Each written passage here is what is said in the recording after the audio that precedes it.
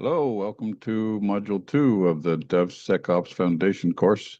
We're going to talk about defining the cyber threat landscape. The syllabus for this module, well, first of all, define what is meant by a cyber threat landscape. Think about what is it that we're trying to protect when we think about security, various stories and historical examples. What is the cyber threat landscape? What do we consider a threat? Who are you going to protect from or what? And how can you talk about security or to security teams when you're trying to engage with security for collaborating around security issues? So the syllabus we just mentioned, the structure of the module is very similar to all the other modules. There's a video. In this case, it's how the cyber threat landscape is becoming more complex than ever before. There's a case story around the company Maersk, which is a shipping company, and a self-reflection around what do you mean when you say secure, and another one around the elevation of privilege threat modeling game. Actually, we'll play a video for that one because it's kind of hard to do a game, though you can do it by yourself if you want to. Okay, so what do we protect? The general idea is you're trying to figure out, there are so many things you could potentially try to protect. You cannot really accomplish 100% security. It doesn't make sense. I mean, if you think about, let's say, your house, I mean, at what point do you put the whole house in a box with a lock on it, or, you can't even get inside yourself. So at some point it gets ridiculous, but you really need to understand and think about what is it that's the most valuable, and therefore you're going to have the most controls and security, protections around the things that are most valuable. So the things that are most valuable, whether it's, software or other cybersecurity assets or assets that, the company has, those are the crown jewels, the thing that you're really trying to protect. So in other words, the crown jewels refers to organizations' most valuable and sensitive, in this case, digital assets and data, things that if compromised could cause harm to the organization's operations, reputation, or financial standing. These are the assets that are usually the target for attackers because they have some value that the attackers are trying to exploit. So first of all, trying to identify, what are the crown jewels, identify what are all of your critical assets, create a list of all the things that you think you should protect that are important from a sensitivity and general criticality for your organization. Maybe put a value on those things. Some things may be more difficult to value than others, but try to somehow rank the value of all of your different digital assets.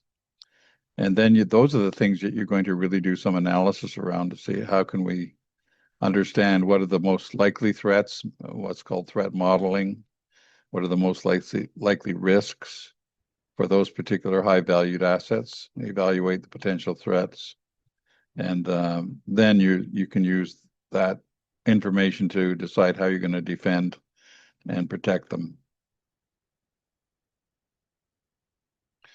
A couple of acronyms associated with this type of thinking. CIA doesn't stand for the spooky organization. It stands for confidentiality, integrity, and availability. So these are the kind of the characteristics of things you're trying to protect. You want to make sure that confidential things are kept confidential, that things that need to work well and have, it's important to keep them secure and safe. That's integrity. And availability is if something went down, let's say a system, that could have a serious effect on your organization, so you want to protect those things and make sure they're available. So that's what CIA stands for. And remember this acronym because it comes up in the quiz. And DIE is an associated acronym that kind of explains how you can protect, those things by distributed systems, having immutable structures, and ephemeral architectures and infrastructure elements can help. So there's a relationship diagram here that shows, let's say confidentiality. How does ephemeral help? Well, you can drive the asset's value to zero and make the attacker, making it hard for an attacker to get value from it.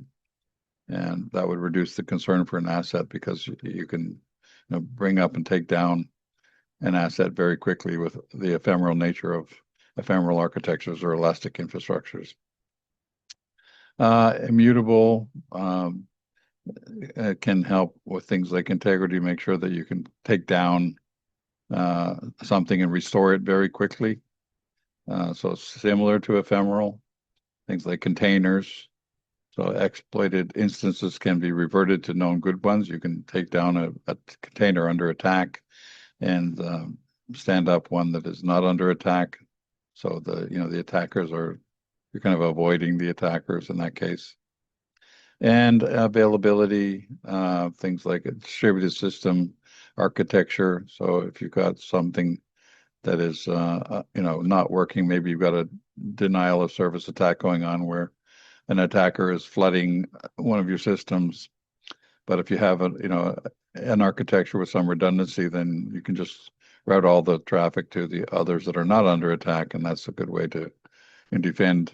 Make sure that your systems are still available, even though you may have one component under attack that's not available because it's overloaded, for example. So remember these acronyms, they come up on the quiz, and they're pretty well known in the security industry. Okay, protection metrics. So there are many, many metrics associated with security, and this is certainly not an exhaustive list.